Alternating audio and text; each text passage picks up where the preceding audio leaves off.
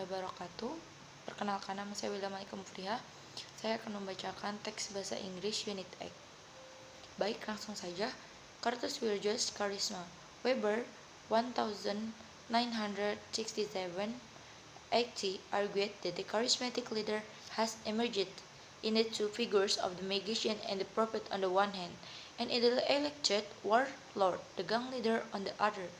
According to Weber, power is legitimized by reference to custom and tradition, or to the charismatic claims of a personal leader, or to the legal rational procedure of political administration.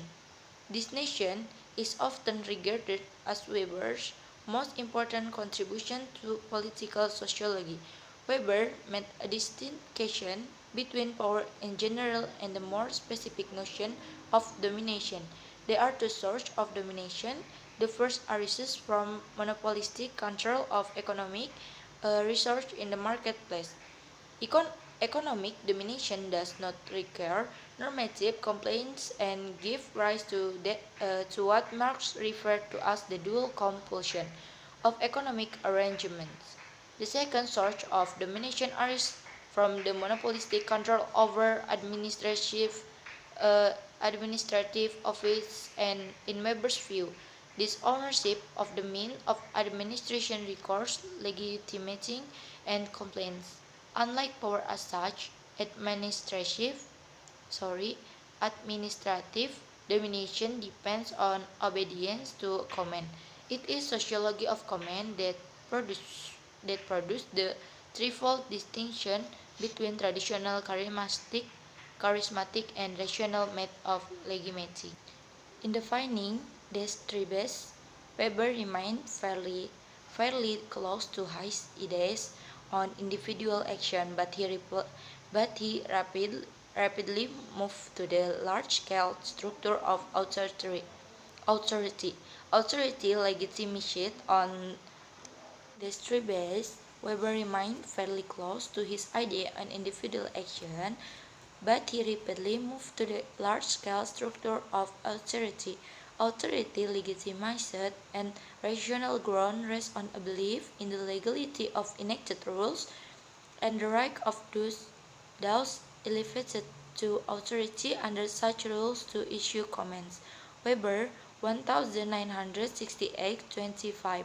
Authority legitimized and traditional ground is based on an established belief in sanctity of immemorial tradition and the legitimacy of those exercising authority under them. Weber 1968-215.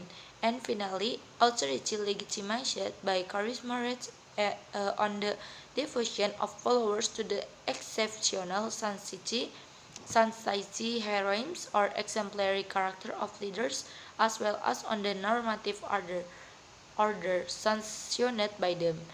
All these modes of legitimizing authority clearly amply individual actors' thought process, belief, and action. Curtis Wilda's charismatic behavior and his uncompromising advocacy of Islamic ideals seems to have fitted comfortably with the peasant age-old messianic hopes such as those evoked by the Joyo prophecies. Dam 1971 and 42. One of his closest followers report that Curtis Wilda had propagated the belief that he had received an order from God to become the Imam of the world caliphates. Pinardi 1964 and 41. Indeed, from the time of the establishment of the Shufa until execution, he was always addressed by his followers as Imam. Rather than Kiai, Imam refers to both the head of an Islamic state and the prayer leader of a mosque. By contrast, Kiai and Ulama refer to religious preachers and the teachers. See Pinardi 1964-41. The term of Imam, as addressed by the followers of Kartuswirjo, on him derived from the Holy Quran as expressed in many verses, which among them says, "And those who pray, our Lord, grant unto us wives and offspring who will be the comfort of our eyes, and give us the grace to lead the righteous our Imam." Al-Furqan 24 uh, 74. Source Tajul Arifin, the Islamic movement in West Java. One thanks may be enough for me.